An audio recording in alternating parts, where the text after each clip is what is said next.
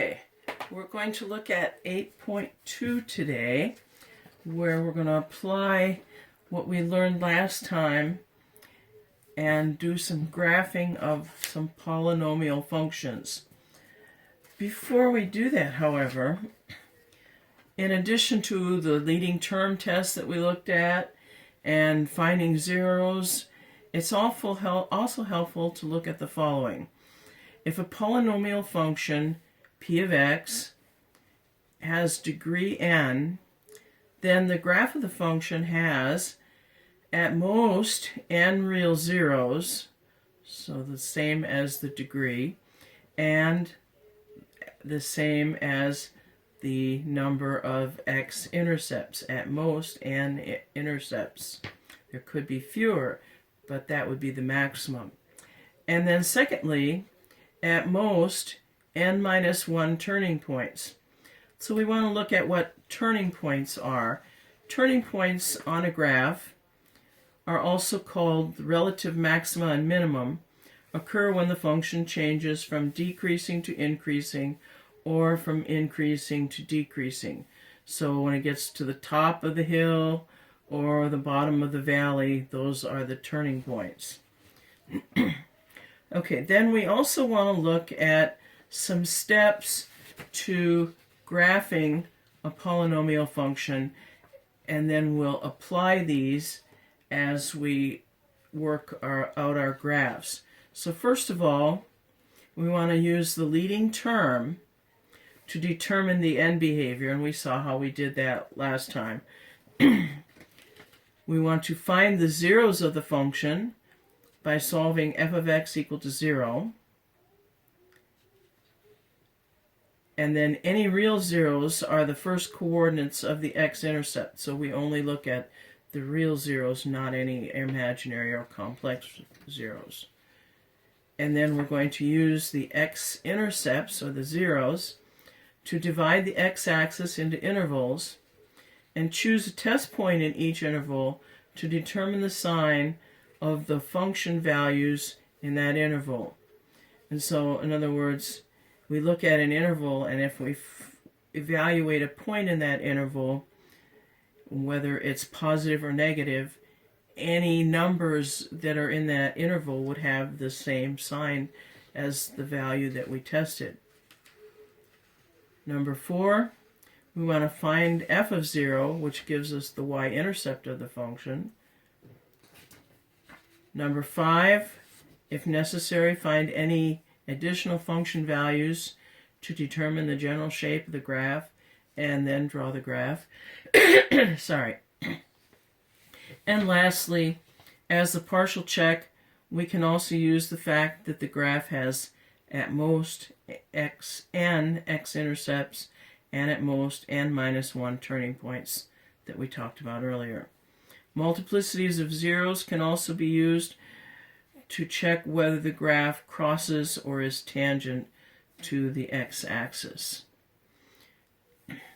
Okay, so if you want to stop the video at this point and copy these down, or these will be in your text, in your e-text book as well.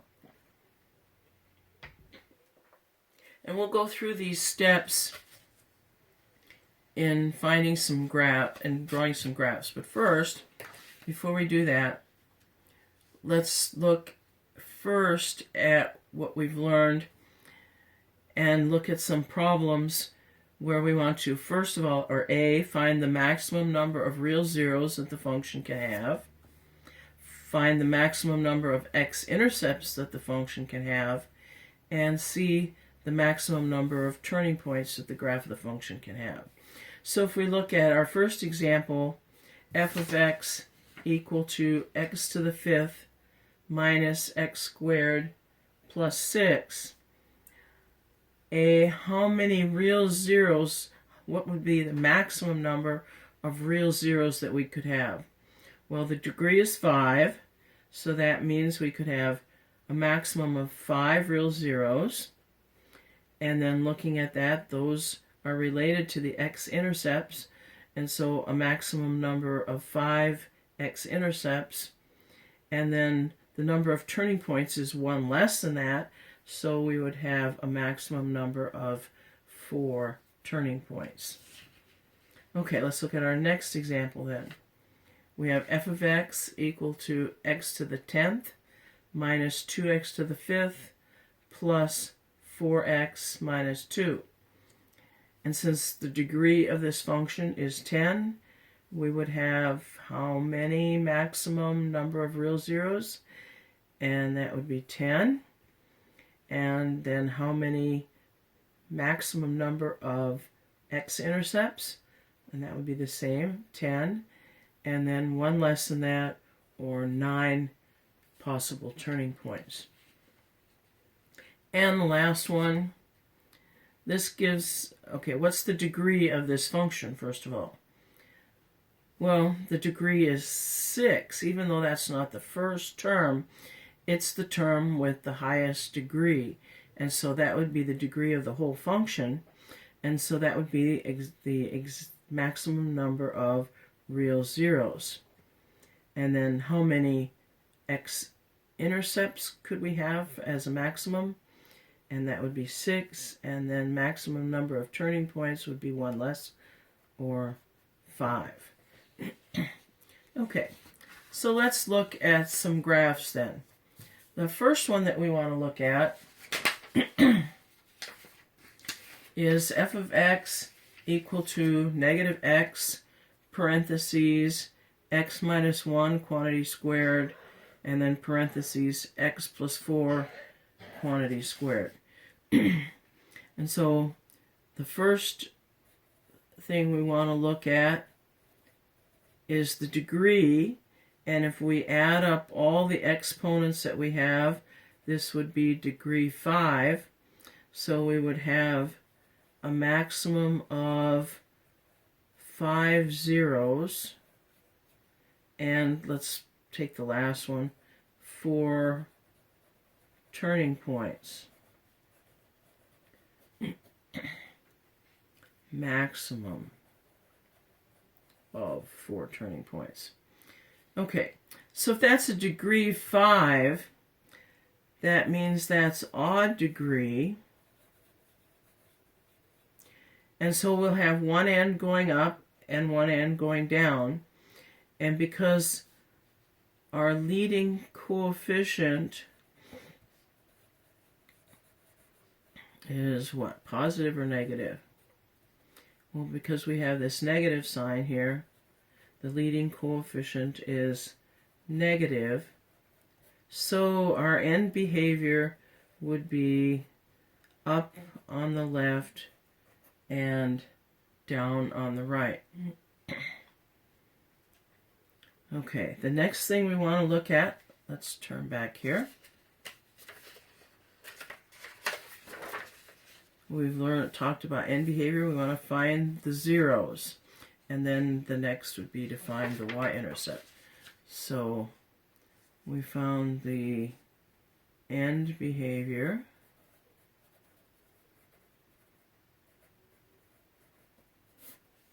Then let's find the zeros. And that would be related to the x-intercepts. So we set this equal to 0.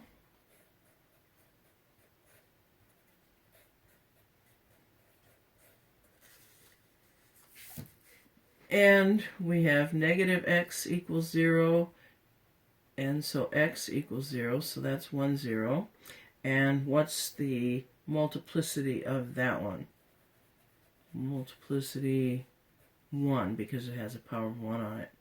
And then the next one, x plus 1 equals 0, so x equals negative 1. That's our second 0. And what's the multiplicity of that?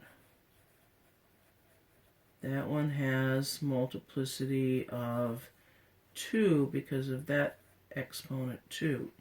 And then our third one, x plus 4 equals 0, and so x equals negative 4. And the multiplicity of that is also 2. Okay, so if we look at this multiplicity, this is an odd multiplicity, so the graph should go through the x-axis. This one, it's even, so graph is tangent to the x-axis. And this one also even, so the graph is tangent to the x-axis.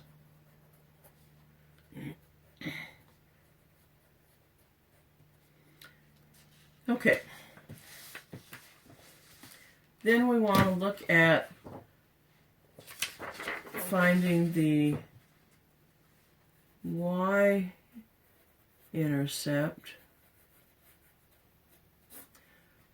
by letting x equal 0. So we'll have f of 0 equals negative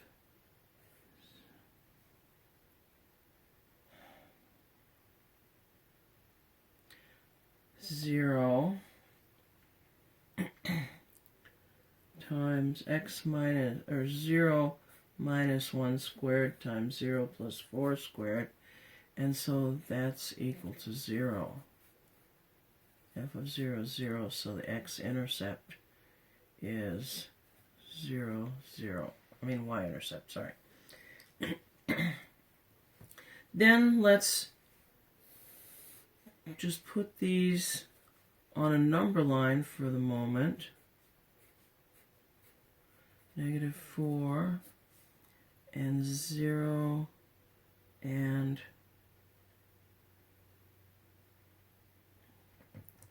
oh, I miscopied. Hold. I miscopied right over here. This should be x minus 1. And so if x minus 1 equals 0, x equals 1. So our zeros are 0, 1, and negative 4. So let's put those on a number line.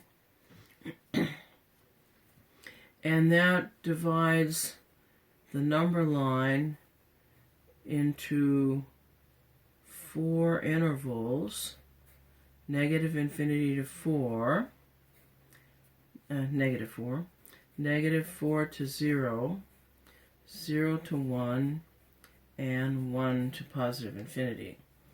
So let's call those intervals A, B, C, and D. And then let's make a chart with the interval A, B, C, and D. And then let's pick a test point in each of these intervals.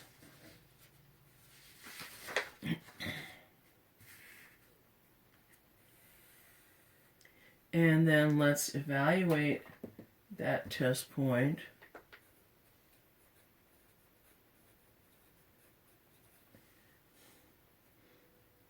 And let's leave plenty of room for that. And then we want to look at the sign of that value and then determine if our graph is above or below the x-axis.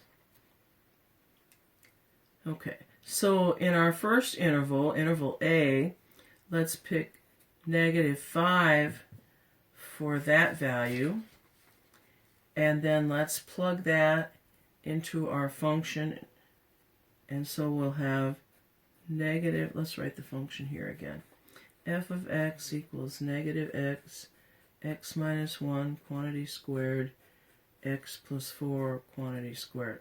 So we'll have negative of x, so negative of negative 5, and then negative 5 minus 1 is negative 6 squared, and then negative 5 plus 4 is negative 1 squared. And if we evaluate that, 36 times 5 looks like 180, and that's positive. So our sign is positive, and that means our graph is above the x-axis. Okay, then let's do the same for interval B. Let's pick a number in interval B, and -1 is the smallest number to work with, so let's pick that. And then negative of -1. And then here's our -1, so -2 squared. And then +3 squared. So that's 9, 4, and 1, so that's 36. And that's positive. So our graph is above the x-axis again. And then in interval C, between 0 and 1, let's pick a positive 1/2. So we'll have -1/2, and then 1/2 minus 1 is another -1/2, but that's squared. And then 4 plus 1/2 is 9/2. Is that right?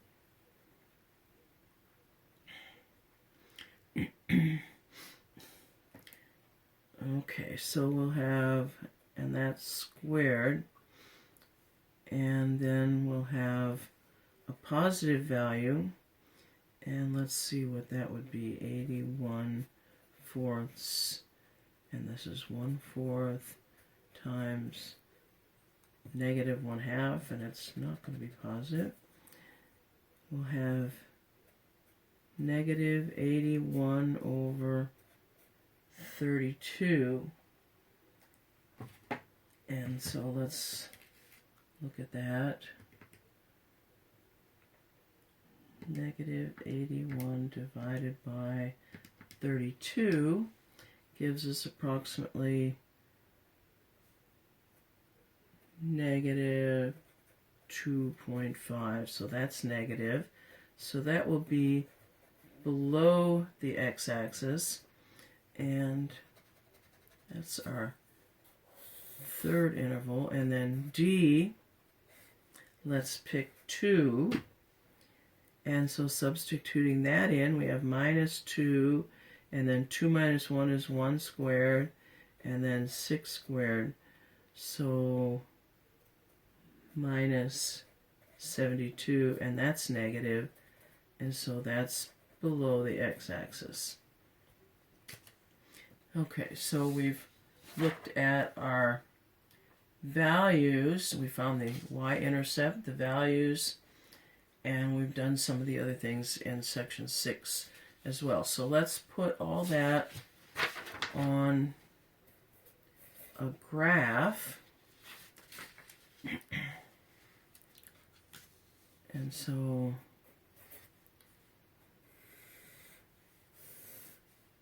we have a point at 0, 0, point at 1, 0, and then -1, -2, -3, -4, and a point at -4, 0. Okay, we substituted -5 in here, and let's see, 50, 100, 150, 200. Okay, so at -5, we're approximately 180. At -1, we're at 36, and that's positive.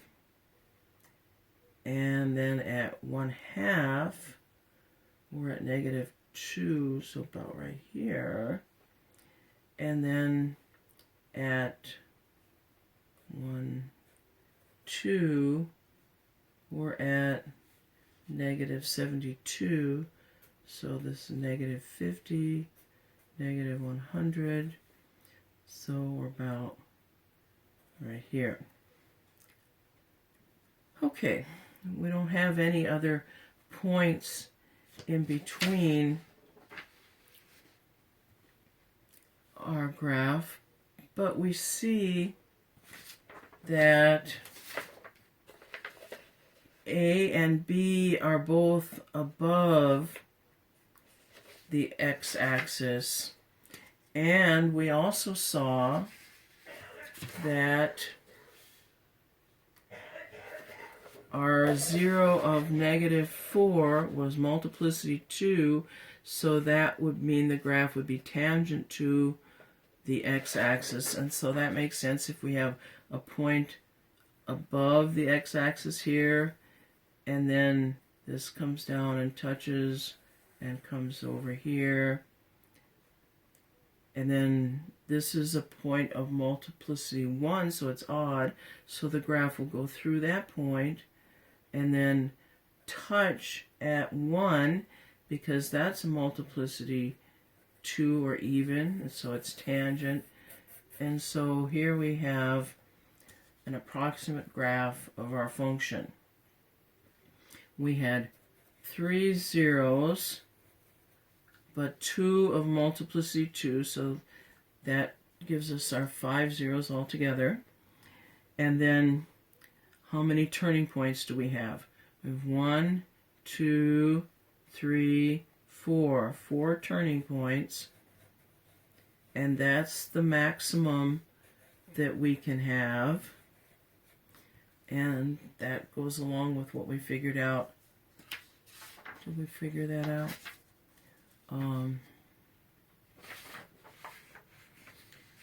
And so this is approximately a graph of our function f of x equal to -x parentheses x minus 1 quantity squared times x plus 4 quantity squared. Okay. Let's look at another example then. That was number 1. Example 2, graph, and let's look at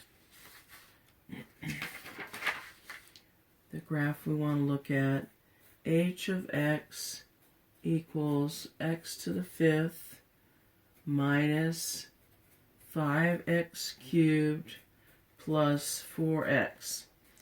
Here we need to do our own factoring.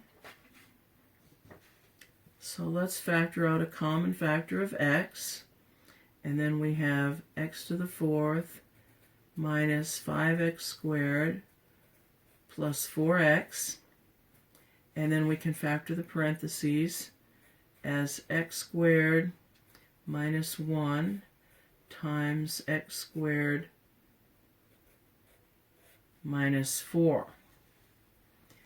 And then each of those parentheses can be factored. The first one as x plus 1 times x minus 1.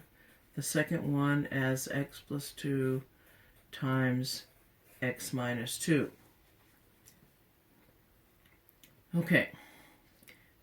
So the first thing we want to look at is end behavior.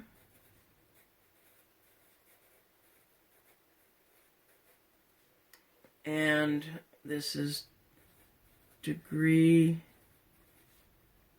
odd 5 and a positive leading coefficient.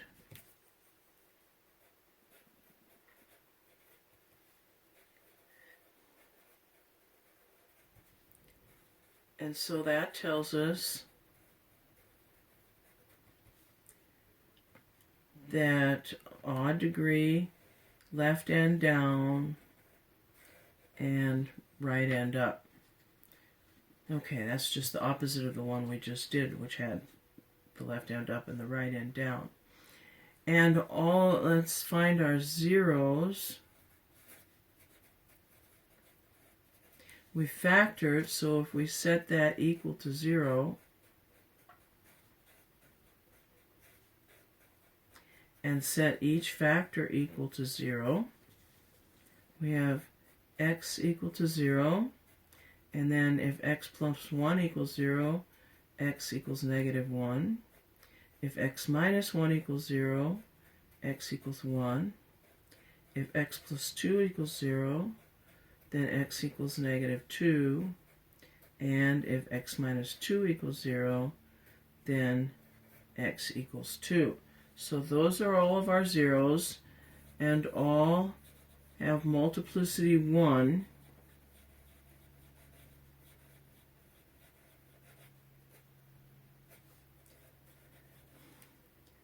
So the graph crosses each one of those zeros.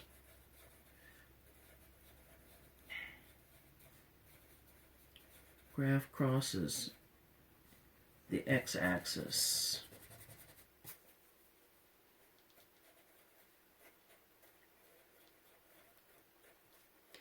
At each zero.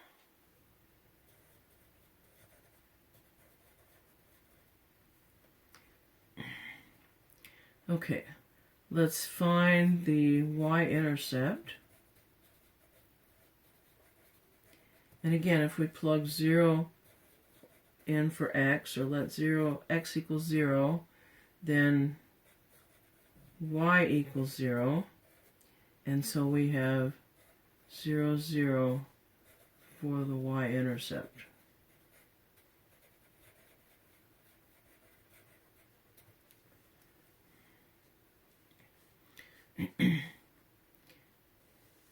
Okay.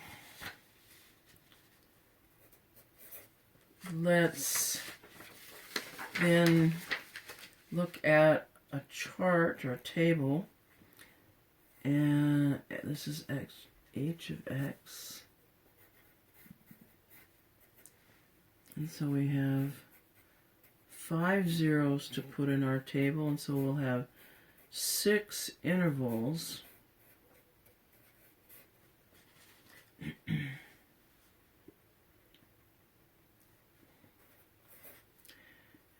And so let's put this on a number line first of all.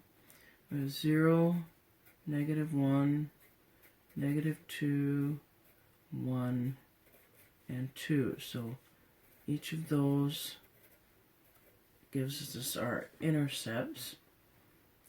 And we have our intervals then, negative infinity to negative 2, negative 2 to negative 1, negative 1 to 0, 0 to 1, 1 to 2, and 2 to positive infinity. So let's just call those A, B, C, D, E, and F. Okay, so let's do our table. Interval, start with A. Then we're going to pick a test point.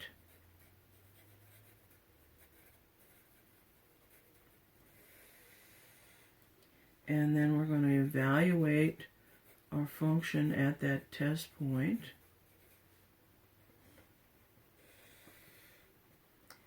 And then we're going to tell whether that's positive or negative.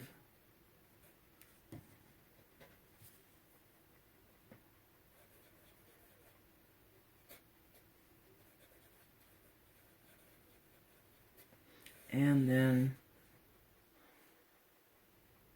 tell whether that's above or below the x-axis. Okay, so in interval A, let's pick negative 3.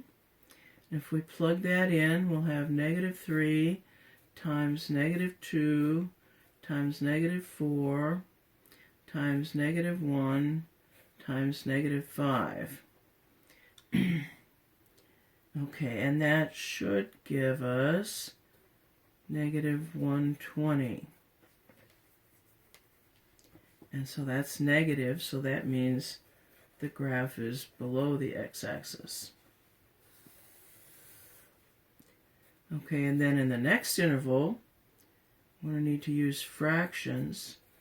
Negative 1.5 right here. And so I'm going to use it as negative 3 halves. because it'll be easier to work with. Negative 3 halves times negative 3 halves plus 2 halves is negative 1 half.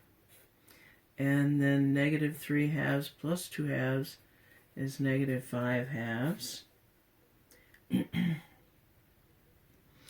And then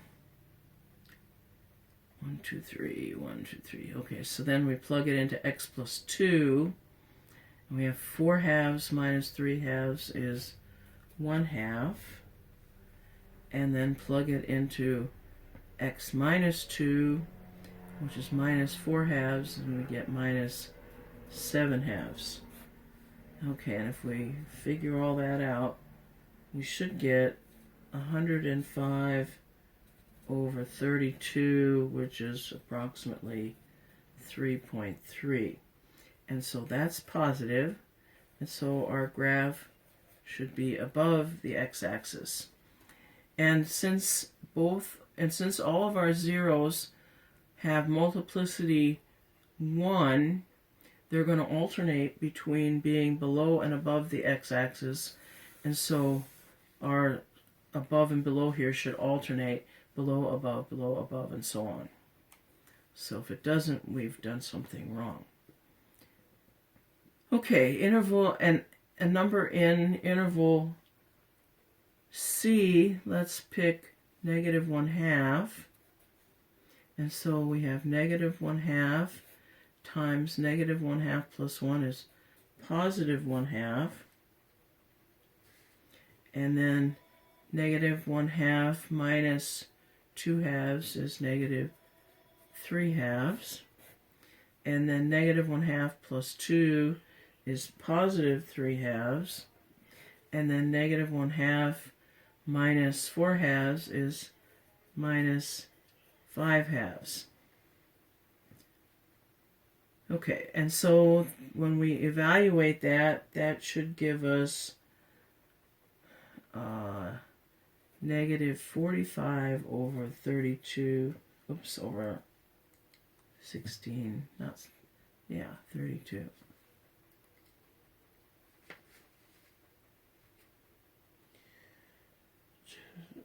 So that should give us approximately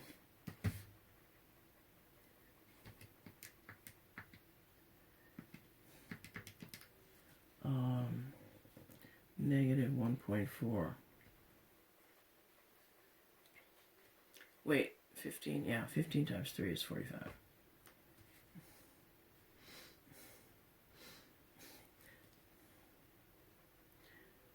Okay, and so that's negative, and that means our graph goes below the x-axis at that